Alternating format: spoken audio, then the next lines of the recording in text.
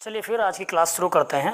आपने पीछे चैप्टर में काफ़ी कुछ पढ़ लिया है, ठीक है, और वैद्युत क्षेत्र की तीव्रता और आवेश के बारे में पढ़ा दिया। आज का टॉपिक है वैद्युत द्विध्रुव, इलेक्ट्रिक डाइपोल। वैद्युत द्विध्रुव,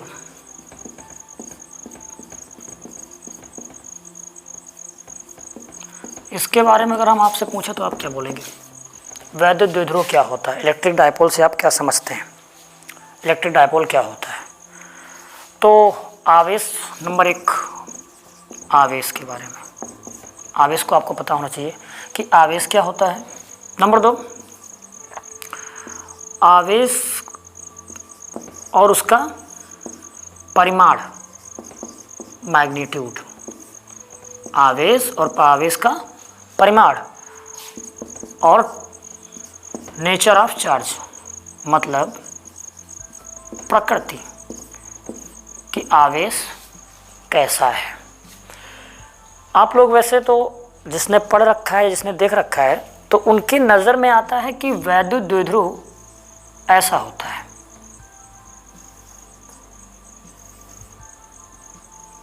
ऐसा,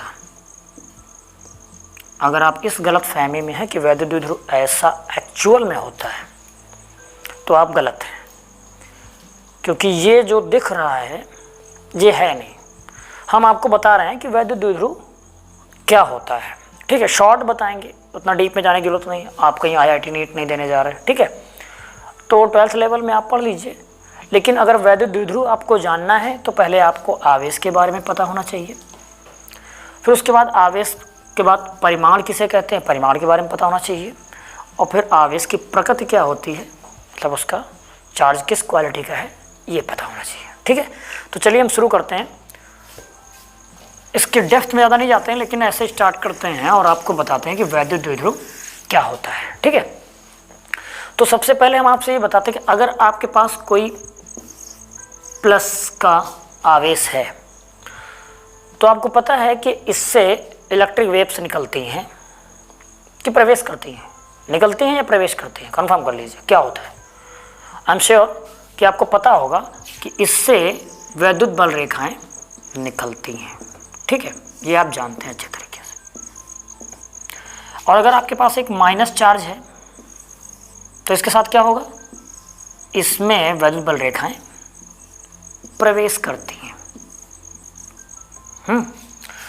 ये माइनस क्यों है, ठीक है। ये काफ़ी दूर दूर है, मैटर नहीं करता कितना, काफ़ी दूर है एक दूसरे से, बहुत ही ज़्यादा दूर है। लेकिन अगर ये दोनों करीब रहें और कुछ और चीज़ें आ जाएं तो आपको डाइपोल के बारे में जानने को मिलेगा, ठीक है। तो हम एक काम ये करते हैं कि पहले एक्सपेरिमेंटल बताते हैं, फिर आपको हम थ्योरी देते हैं। सपोज कीजिए कि एक प्लस आवेश है, प्लस क्यू है, ठीक है, और एक माइनस क्यू है, जो एक दूसरे से कुछ डिस्टेंस पे, ऑलमोस्ट आर डिस्टेंस पे रखे हुए हैं। सपोज कीजिए आर। तो अब आप ये बताइए, ये भी चार्ज है, ये भी चार्ज है, फ़र्क ये है कि ये पॉजिटिव चार्ज है और ये नेगेटिव चार्ज है। तो आपको प्रॉपर पता है कि जब एक चार्ज के कांटेक्ट में कोई दूसरा चार्ज आता है, फिर वो पॉजिटिव के कांटेक्ट में आ रहा है या नेगेटिव पॉजिटिव के कांटेक्ट में आ रहा है या पॉजिटिव नेगेटिव के कांटेक्ट में, ऐसा कुछ भी हो रहा है। सीधा सा मतलब है कि एक चार्ज दूसरे चार्ज के कांटेक्ट में आ रहा है तो ये दोनों एक दूसरे पर अपना असर डालेंगे। ये दोनों क्या करेंगे, एक दूसरे पर अपना असर डालेंगे, ठीक है। अब हमें ये पता है कि जो वैद्युत बल रेखाएं होती है वो निकलती प्लस से हैं और जाती किस में, माइनस में है, ठीक है। तो ऐसा ही कुछ होगा, ऐसा ही कुछ होगा, ठीक है। फिर देखते हैं, ये समझ में आया आपको कि अगर एक प्लस का और एक माइनस का करीब रखें और दूसरे में, तो अगर एक प्लस का है और एक माइनस का है तो वैद्युत बल रेखाएं एक से निकलेंगी और दूसरे में प्रवेश कर जाएंगी। तो अब सपोज कीजिए कि आपके पास अगर एक प्लस का क्यू आवेश है, ठीक है, और एक माइनस का क्यू आवेश है, ठीक, और इनके बीच की एक फिक्स दूरी है। इतनी ज़्यादा फिक्स कि एक दूसरे पर ये अपना असर दिखा सके। ठीक है, न्यूनतम डिस्टेंस समझ लीजिए आप। तो अब ये प्लस अपना असर इस पर दिखाएगा तो माइनस भी अपना असर इस पर दिखाएगा, जिसकी वजह से एक बॉन्ड बनेगा, एक बॉन्ड बनेगा और ये दोनों न्यूट्रल होकर एक सिस्टम बनाएंगे। न्यूट्रल होकर क्या बनाएंगे? एक सिस्टम बनाएंगे। ठीक है, और इसी सिस्टम को हम क्या बोलते हैं? डाइपोल बोलते हैं। और जो हमने इसकी फिक्स डिस्टेंस ली होती है r, तो यहाँ पर ये r हो जाती है 2l, जबकि l जो है किसी एक आवेश की सेंटर से दूरी होती है। ठीक है, तो इसकी अगर l होती है तो इसकी भी l होती है, तो दोनों ऐड होकर बना रहे हैं 2l।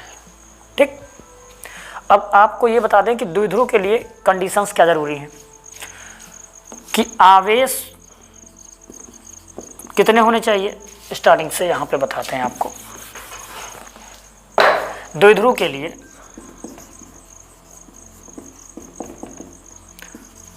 आवेश 2 होने चाहिए। ठीक है, 2 आवेश चाहिए। प्रकृति कैसी होनी चाहिए? प्रकृति इनकी क्या होनी चाहिए? विपरीत। विपरीत आवेश, प्रकृति और परिमाण। परिमाण क्या होना चाहिए? समान। ठीक है, और बीच की दूरी कितनी होनी चाहिए? अल्प। तो अगर इतना कुछ होता है तो फिर ये 100% डाइपोल है। इसका मतलब ये है कि जब कितने आवेश? 2 आवेश हों, ठीक है, और उनकी प्रकृति क्या हो? विपरीत।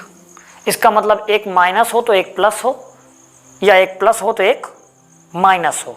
ठीक है, 2 आवेश होने चाहिए और उनकी प्रकृति कैसी होनी चाहिए?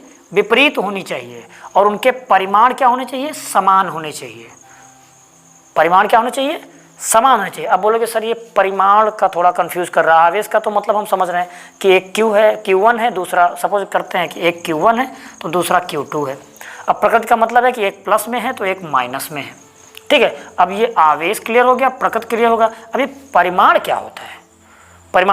परिमाण का सीधा मतलब है कि आपके पास अगर 2 लोग हैं, Q1 है प्लस में और Q2 है माइनस में, तो इसका मतलब है कि अगर ये 5 कूलाम है तो ये भी 5 कूलाम होना चाहिए।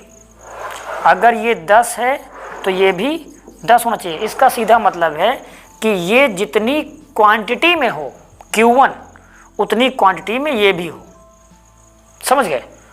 जैसे कि आप सपोज कर लीजिए बाजार गए हैं, आप सब्जी लाने गए ना, तो तराजू में अगर 2 किलो का बाट रखा हुआ है तो तराजू बैलेंस कब होगा? जब दूसरी तरफ 2 किलो का मटेरियल रखा जाएगा, तभी तराजू न्यूट्रल पोजीशन में आएगा और हम बोलेंगे माप हमारी सही है। इसका मतलब क्या है? तराजू न्यूट्रल पोजीशन में आने का मतलब क्या है? कि तराजू बैलेंस रहेगा, तराजू एकदम बैलेंस रहेगा कि हाँ आपकी सही माप है। तो इसका मतलब है कि दोनों सिरे आपके बराबर परिमाण। तो परिमाण का मतलब क्या होता है? मान। ठीक है, वैल्यू, एक्चुअल में उनकी वैल्यू। क्वालिटी नहीं, क्वालिटी ये पॉजिटिव निगेटिव हो सकती है। क्वांटिटी कि कितना है, Q1 जितना होना चाहिए Q2 भी उतना होना चाहिए। अब परिमाण समझ में आ गया? तो आवेश 2 होने चाहिए और प्रकृति उनकी क्या? वो विपरीत होने चाहिए। और परिमाण कैसा होना चाहिए? दोनों समान परिमाण के, मतलब 5 कूलाम का पहला तो 5 कूलाम का दूसरा, और उनके बीच की दूरी क्या होनी चाहिए? अल्पतम दूरी होनी चाहिए। तो ये दोनों एक दूसरे को क्या बनाएंगे? एक दूसरे को द्विध्रुव बनाएंगे। ठीक है, ये कहलाएंगे कि दोनों द्विध्रुव हैं। ठीक, अब यहाँ पर आपको हम एग्जाम्पल्स बता देते हैं कुछ कि द्विध्रुव क्या होता है शॉर्ट टर्म्स में, कि जिससे आप नोट्स भी बना सकें। ठीक है, इसको आप नोट्स में भी बना सकते हैं। तो हम सपोज कर लेते हैं कि मेरे पास एक प्लस का Q है, ठीक है, और एक माइनस का Q है। तो ये दोनों एक दूसरे पर बल लगा के असर दिखा के क्या करेंगे, एक दूसरे को न्यूट्रल करेंगे और ये इनके बीच की सेंटर पॉइंट है इसका, ठीक है। और इनके बीच की दूरी क्या होती है, 2l, ये फिक्स्ड होती है। हम इनको थोड़ा डार्क कर देते हैं, इसीलिए हमें समझ में आता है कि हाँ द्विध्रुव ऐसा ही होता है। लेकिन जबकि आप जान चुके हैं कि दो आवेशों की वजह से एक ये बॉन्ड बनता है जो इनविजिबल होता है, ठीक है, और वो आपको दिखाई नहीं देता है। तो अगर आप इसकी परिभाषा लिखेंगे, क्या लिखेंगे, परिभाषा, तो आप कैसे लिखेंगे, द्विध्रुव किसे कहते हैं।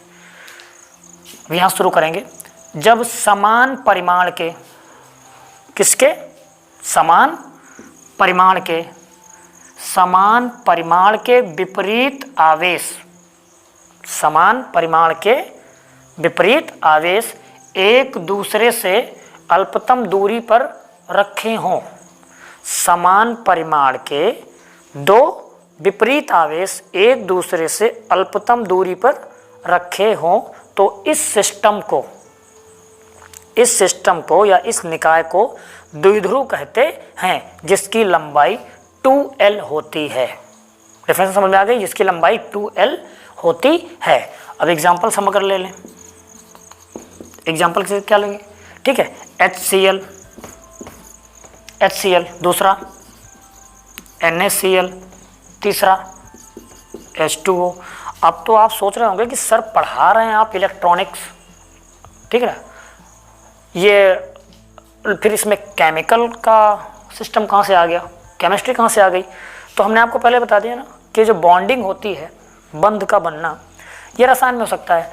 तो द्विध्रुव के डेफिनेशन पे आप जाइए तो ये कह रहा है कि जब समान परिमाण के दो आवेश, ठीक है। अब आपने सुना होगा कि जैसे आपको यहाँ पे बताते हैं थोड़ा सा केमिस्ट्री के बारे में, तो द्विध्रुव आपको बहुत अच्छे से समझ में आएगा कि अगर कोई परमाणु -1 है और उसको +1 मिल गया तो ये दोनों मिलके क्या हो जाते हैं, बोलिए, परमाणु उदासीन हो जाता है। -1 और +1 मिलके क्या हो जाता है, उदासीन हो जाता है। तो इसका सीधा मतलब ये है कि इस पर अपोजिट चार्ज दिख रहा है, इस पर माइनस है तो इस पर प्लस, इस पर प्लस है तो इस पर माइनस, और ये भी 1 है और ये भी 1 है, ठीक है। तो इनके ऊपर एक दूसरे की वजह से एक बॉन्ड बनेगा जिसकी वजह से न्यूट्रल हो जाएगा। और न्यूट्रल होने के बाद क्या, ये रिएक्शन में पार्टिसिपेट नहीं कर रहा है, ठीक है, वो तो अलग कंडीशन, केमिस्ट्री में मत जाइए, ठीक। लेकिन अब बोलोगे सर HCl कैसे, तो HCl कैसे द्विध्रुव हो सकता है। तो चलिए इस HCl को हम तोड़ते हैं, कैसे बताते हैं, डाइपोल कैसे बन सकता है। तो HCl जो होता है वो H+ और Cl- से क्या बन जाता है, HCl, hydrochloric acid, hydrochloric acid. किसका, ये तो आप जानते हैं तेजाब होता है। तो H अगर आप देख लीजिए तो प्लस का और Cl माइनस का, ठीक है, परिमाण इसका भी सिंगल इसका भी सिंगल, दोनों के बराबर परिमाण, और दोनों जब प्लस का 1 और माइनस का 1 मिला तो क्या, HCl न्यूट्रल हो गया, ठीक। दूसरा नमक, सोडियम क्लोराइड, NaCl, तो Na+ और Cl- क्या बनेगा, NaCl। ये एक प्लस का एक माइनस का, ये भी एक परिमाण भी समान और आवेश विपरीत, दोनों न्यूट्रल होकर क्या बन गए, NaCl। तो ये भी डायपोल का एक उदाहरण है, ठीक है। इसी तरह H2O जल का सूत्र है, आप जानते हैं। तो H2O को H+O2-, इसी तरीके से ये H2O, ठीक, बन गया, ये एक प्लस का है ये माइनस का। तो CH4 भी होता है, ठीक है। ये बहुत सारे एग्जाम्पल्स हैं जो डायपोल के एग्जाम्पल हैं, ठीक है। तो द्विध्रुव आपको समझ में आ गया। एक बार फिर मैं रिपीट कर देता हूँ जिससे आपको क्लियर हो जाए। जब समान परिमाण के दो विपरीत आवेश, विपरीत का मतलब एक प्लस और एक माइनस, समान परिमाण के दो विपरीत आवेश एक दूसरे से अल्पतम दूरी पर रखे हों तो इस सिस्टम को हम द्विध्रुव कहते हैं, ठीक है। इस सिस्टम को हम क्या कहते हैं, द्विध्रुव कहते हैं। जैसे HCl, NaCl और H2O ... etc, ठीक है। अब ये क्लियर हो गया आपको। तो अब हम चलते हैं दूसरे पॉइंट पे। कि द्विध्रुव का आघूर्ण किसे कहते हैं। द्विध्रुव का आघूर्ण, अब हमें पढ़ना है द्विध्रुव का आघूर्ण। इलेक्ट्रिक डायपोल मोमेंट, ठीक है, या मोमेंट ऑफ इलेक्ट्रिक डायपोल। तो द्विध्रुव का आघूर्ण क्या होता है, तो इसके लिए द्विध्रुव चाहिए, ये ऐसे, जो कि आपको, हाँ, जब भी द्विध्रुव का नाम आता है तो यही फिगर समझ में आता होगा, हाँ ये ऐसा ही है, ठीक है। कैसे बना सकते हैं,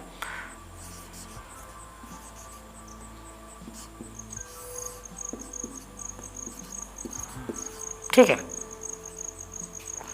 द्विध्रुव का आघूर्ण किसे कहते हैं, द्विध्रुव का आघूर्ण, द्विध्रुव का आघूर्ण क्या होता है एक्चुअल में, द्विध्रुव के आघूर्ण का सीधा मतलब है कि ध्रुवीकरण की घटना को बताना, ध्रुवीकरण की घटना को बताना कि एक प्लस और माइनस आपस में एक दूसरे से अलग कैसे हो रहे हैं, किस सिचुएशन से। आप सपोज कीजिए कि जो HCl लिखा हुआ है, तो ये द्विध्रुव का एक एग्जाम्पल है। तो जब ये HCl टूटता होगा तो H प्लस Cl माइनस में किस तरीके से टूटता होगा, तो ये जो होता है इसको तो आप बोल देते हैं क्या, आयनन हो रहा है। क्या हो रहा है, आयनीकरण। मतलब ये है कि HCl में ऐसी कोई क्रिया कराई जाए जिसकी वजह से प्लस और माइनस चार्ज के रूप में ये, तो इनका बॉन्ड टूट जाए। तो ये केमिकल, अगर आप केमिकल लैंग्वेज में, केमिस्ट्री लैंग्वेज में पढ़ेंगे तो इसको क्या बोलते हैं, आयनन बोलते हैं, कि आयनीकरण हो गया जिसकी वजह से बॉन्ड टूटा और ये एक दूसरे से अलग हो गए, ठीक। तो यहाँ पर ध्रुवीकरण को ही समझाता है कि द्विध्रुव का आघूर्ण का मतलब है कि ध्रुवीकरण होना, ठीक है। तो द्विध्रुव का आघूर्ण, अगर बोला जाए कि द्विध्रुव के आघूर्ण से आप क्या समझते हैं, तो हमारे पास एक द्विध्रुव है जिसके बीच की लंबाई क्या है, एक माइनस में है एक प्लस में है परिमाण में, ठीक है। तो अब प्रकृति भी इनकी अपोजिट है, इनके बीच की लंबाई 2l है। तो अगर हम इस कहीं बिंदु पर एक कोई पॉइंट ले लें, ठीक है, अलग बाहर P पर, तो इस पर माइनस की वजह से भी असर होगा और प्लस की वजह से भी असर होगा। तो इस पर एक्चुअल जो इन दोनों की वजह से असर होगा वही द्विध्रुव के आघूर्ण को दर्शाएगा, ठीक है। तो अब हम इसको मोमेंटम को P से लिखते हैं, P से, तो हम लिख सकते हैं कि द्विध्रुव के किसी एक सिरे के आवेश, अगर आपको डेफिनेशन लिखनी है कॉपी में तो कैसे लिखेंगे, द्विध्रुव के आघूर्ण को क्या कहते हैं, ठीक है। द्विध्रुव के किसी एक सिरे के आवेश, चाहे वो माइनस का ले लीजिए चाहे प्लस का, इसीलिए लिखते ही नहीं है, सीधा क्यों लिख देते हैं, और उसकी लंबाई के गुणनफल को द्विध्रुव का आघूर्ण कहते हैं और इसे P से रिप्रेजेंट करते हैं। तो हम लिखेंगे क्या, P = 2QL, ये होता है द्विध्रुव का आघूर्ण। और यह एक सदिश राशि होती है। कौन सी राशि होती है, सदिश राशि होती है। तो हम सदिश राशि के रूप में कैसे लिखेंगे, 2Q, देखो मैं Q को G लिख दे रहा हूँ, 2QL, ठीक है। सदिश कैसे होगी फिर, क्योंकि इसकी दिशा क्या होती है, माइनस से प्लस की ओर। द्विध्रुव का जो आघूर्ण होता है इसकी दिशा किधर होती है, माइनस से प्लस की ओर होती है, ठीक है। और इसका अगर मात्रक हम पूछे तो क्या हो जाएगा, Q का मात्रक क्या होता है, कूलाम, और L का मात्रक मीटर। तो इसका मात्रक क्या हो जाएगा, कूलाम मीटर, ठीक है, समझ गए आप। और यह एक सदिश राशि होती है। तो किसी चीज़ को कभी कभी लोग बोल देते हैं इतना छोटा टॉपिक है, इतना बोर करके पढ़ा रहे हो, ठीक है, खाली समय है, आप आराम से पढ़िए, चीज़ों के डेप्थ में जाइए। रट्टा मार के परसेंटेज बनाने हैं वो अलग बात है, लेकिन कुछ करना है, दिमाग में सेट करना है चीज़ों को, लाइक ए स्टोरी आपको पढ़ना है, एक्सपेरिमेंट करना है, तो आप चीज़ों को एनालिसिस कीजिए, डेप्थ में जाइए। अभी मैं आपसे आपके लिए एक क्वेश्चन छोड़ के जा रहा हूँ कि द्विध्रुव की लंबाई 2l ही क्यों होती है, सोचिएगा, देखिएगा, गूगल करिएगा, ठीक है। तो एक बार फिर से मैं आपको बता दे रहा हूँ कि द्विध्रुव का आघूर्ण क्या होता है। द्विध्रुव के किसी एक सिरे की लंबाई, द्विध्रुव के किसी एक सिरे का आवेश और उसकी लंबाई के गुणनफल को द्विध्रुव का आघूर्ण कहते हैं। इसे P से रिप्रेजेंट करते हैं, प्रदर्शित करते हैं। यह एक सदिश राशि होती है जिसकी दिशा माइनस से प्लस की ओर होती है और इसका मात्रक कूलाम मीटर होता है। ठीक है, विमा भी आप निकाल लेंगे, कूलाम की क्या होती है, AT होती है, मीटर की L होती है, ठीक है, ATL। तो अब इस तरीके से आप इसका एनालिसिस कीजिए। आगे हम मिलते हैं द्विध्रुव के कारण होने वाली कुछ क्रियाओं के बारे में। ओके, तब तक आप डीपली इसको समझिए। Okay, thank you.